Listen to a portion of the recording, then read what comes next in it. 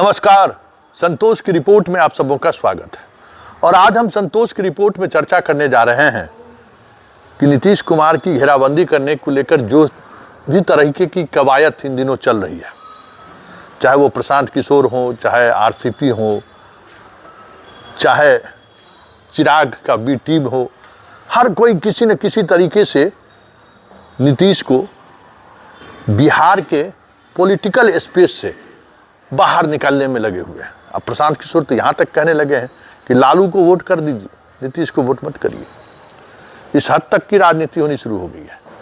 कौन पीछे है, कौन किसके पीछे खड़ा है, ये वक्त के आंचल को छोड़ दीजिए। वक्त तय करेगा, वक्त बताएगा कि कौन किसके पीछे खड़ा है।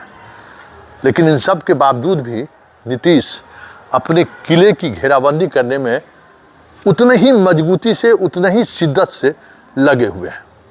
पहले तो मुख्यमंत्री आवास ही असुरक्षित हो गया था, असुरक्षा साफ दिखने लगा था।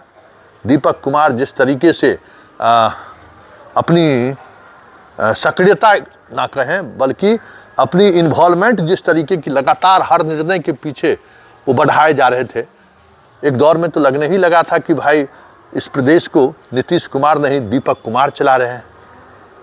तो वहाँ कुमार रवि के पहुँचने पर कुछ चीज़ें बैलेंस होती हुई दिख रही है। तो मतलब मुख्यमंत्री का आवास जो नीतीश कुमार के लिए कह सकते हैं कि कैद जैसा हो गया था, अब वो थोड़ा सांस मतलब स्पेस, थोड़ा स्पेस मिलता हुआ उनको महसूस हो रहे हैं, ये साफ दिख रहा है। तो दीपक का जो एक आभा मंडल था ना, वो आभा मंडल थोड़ा कमज़ोर हुआ कुमार रवि के पहुँचने से।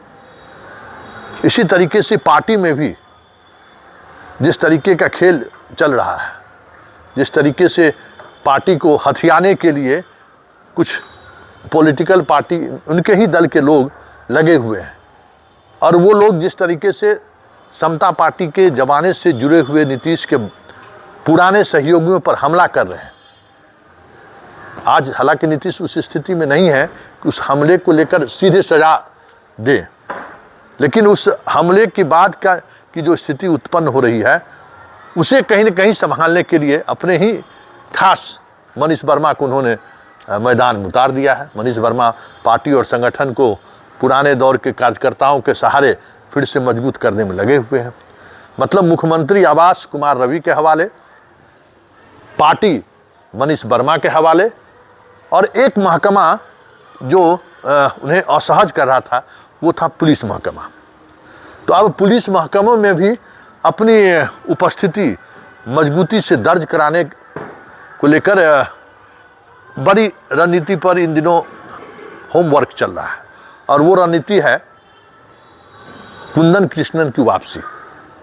हालांकि इस बार कुंदन कृष्णन वापसी से पहले अपने ही बिरादरी के लोगों के बीच बड़ी शर्तें रख दी हैं। अब उस शर्त को नीतीश कुमार कहाँ तक मानते हैं ये देखने वाली बात होगी।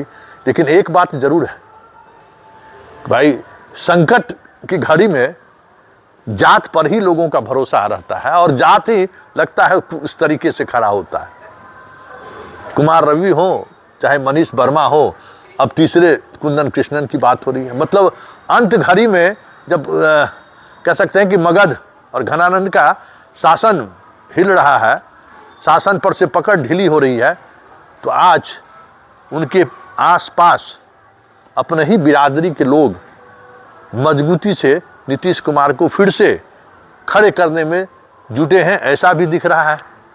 जिस नीतीश कुमार के आसपास इससे पहले भले डिस्ट्रिक्ट लेवल पर कुर्मी का बाहुल्यता रहा हो, डीएम एसपी के रूप में, बीडीओ सीओ, बाकी जितने भी पद हैं, तो एक भी कुर्मी हमें को नहीं लगता है कि नीतीश कुमार के शासनकाल में फील्ड से बाहर रहे हों।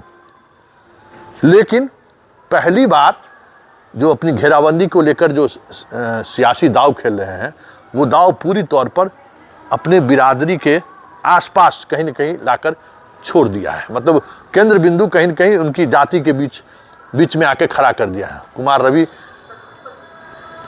वही है, मनीष वर्मा वही हैं, और कुंदन कृष्णन भी वही है। लेकिन कुंदन कृष्णन को जिस तरीके से 2 बार अपमानित करके उन्हें मजबूर किया गया बिहार से बाहर जाने को, इस बार कुंदन कृष्णन पूरे कुर्मी लॉबी का दबाव है।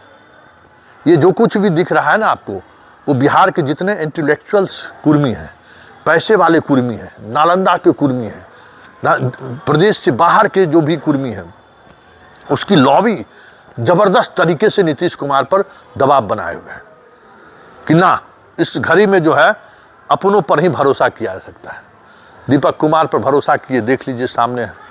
जिस पर आपने भरोसा किया, आज देख लीजिए वो कहाँ भरोसे पर खड़े उतर रहे हैं। तो नीतीश कुमार भी दबाव में है। लेकिन सवाल यह है कि कुंदन कृष्णन को जिस तरीके से उन्होंने खुद प्रोटेक्शन देने का काम नहीं किया, ऐसे में कुंदन कृष्णन की वापसी जो कई महीने से अटकी हुई है, वो कहीं खटाई में न चली जाए। वैसे कुंदन कृष्णन की वापसी को लेकर इस हद तक नीतीश आग्रही हैं कि एडीजी मुख्यालय जीएस गंगवार, जिनका प्रमोशन लगभग 1 महीने होने को है, डीजी में हो चुका है, लेकिन आज भी उनकी पोस्टिंग एडीजी हेडक्वार्टर के रूप में बना हुआ है। मतलब आप समझ सकते हैं, वहाँ भी गंगवार है, लेकिन गंगवार यूपी के कुर्मी है। और फिर गंगवार में वो तेवर और तलखी नहीं है जो तेवर और तलखी मनीष वर्मा में है, जो तेवर और तलखी कुमार रवि में है। वो थोड़ा ठंडा पानी के आदमी है, ठंडे मिजाज के आदमी है। और यही वजह रहा कि सरकार का पूरा समर्थन के बावजूद भी भट्टी के समय में गंगवार नॉन कॉक हेडक्वार्टर बने रहे। मतलब कोई उनकी सक्रियता दिख ही नहीं रही थी, जबकि सरकार पूरी तौर पर उन पर भरोसा कर रहा था। तो अब ये देखना दिलचस्प होगा कि कब तक ये एडीजी मुख्यालय के पद पर डीजी होते हुए बने रहते हैं गंगवार साहब, क्योंकि इस बार कुंदन कृष्णन कह देने से आने वाले नहीं हैं। खुली छूट उनको मिलनी चाहिए। और कुछ बात हैं, कुछ शर्तें हैं, जिन शर्तों को सरकार को मानना पड़ेगा। मतलब जो कुर्मी लॉबी मध्यस्थता कर रहे हैं कि कुंदन कृष्णन आ जाए, अदर्स कुर्मी लॉबी के अलावा भी कई लॉबी ऐसी हैं जो कुंदन कृष्णन को चाहते हैं कि उनकी वापसी हो। तो उनकी वापसी कैसे हो, इसको लेकर जो निगोशिएशन टेबल पर चल रहा है, उसमें इस बार थोड़ा कुंदन कृष्णन हार्ड है। स्वाभाविक तौर पर सरकार को जरूरत भी है, इसलिए बार्गेन की स्थिति में इस बार कुंदन कृष्णन खुद है। वो बिहार आने एडीजी में बिहार में आके वो क्या करेंगे। हाँ, अगर एडीजी मुख्यालय अगर उनको बनाया जाता है तो फिर हमें लगता है कि जो अभी पुलिस मुख्यालय का जो बैलेंस गड़बड़ाया हुआ है ना, अभी गीत संगीत वाला लोग ज़्यादा पुलिस मुख्यालय में आपको नज़र आ जाएंगे। क्राइम क्रिमिनल की बात कम होगी, गीत संगीत का बात ज़्यादा होता है। तो वो कुंदन कृष्णन के आने से बैलेंस बन सकता है। और सरकार बार बार जो लॉ एंड ऑर्डर को लेकर जो कह सकते हैं कि निशाने पर आ जाते हैं, उस कुंदन कृष्णन के आने के बाद चीज़ें तो बदलती हुई दिखेंगी। कुछ उनकी अपनी छवि भी है, कुछ काम करने का तरीका भी है। भले उनके आने से बाकी पुलिस अधिकारियों का जो लॉबी है, वो लॉबी भी कुंदन कृष्णन के आने की खबर से सहज नहीं है, क्योंकि वो अपने मिजाज से काम करने वाले हैं। उनका जुबान उसी अंदाज में, भले कहें क्या सर कैसे हैं, लेकिन सर तो शुरुआत होगी, लेकिन उसके बाद फिर जो बातें वो कहते हैं ना, सोचा नहीं जा सकता है किस हद तक वो अपनी बात कह जाते हैं। तो ये सारी बातें हैं और सारी चीज़ें चल रही हैं।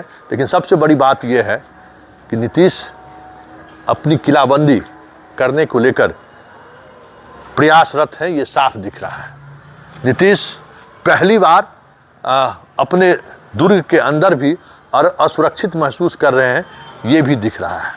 नीतीश पहली बार अपने ही बनाए गए पदाधिकारियों के कह सकते हैं कि टीम पर उन्हें भरोसा नहीं है, ये भी दिख रहा है। चाहे वो डीजीपी हो, चाहे वो दीपक कुमार हो, भरोसा नहीं है, ये साफ दिख रहा है। चीफ सेक्रेटरी के आने से बैलेंस जरूर बना है। चीफ सेक्रेटरी ने दीपक कुमार के प्रभाव को कुमार रवि ही नहीं, चीफ सेक्रेटरी ने भी कमतर करने की कोशिश की है। लेकिन उस सबसे इतर जो सबसे महत्वपूर्ण बात है कि प्रत्यय अमृत का विकास आयुक्त बनाया जाना कहीं न कहीं दिखा रहा है कि नीतीश कुमार अभी भी दबाव में है। ऐसे में कुंदन कृष्णन की वापसी को लेकर नीतीश कुमार पर दबाव अचानक बढ़ गया है। अब देखना यह है कि कुंदन कृष्णन किन शर्तों के सहारे बिहार वापस आते हैं।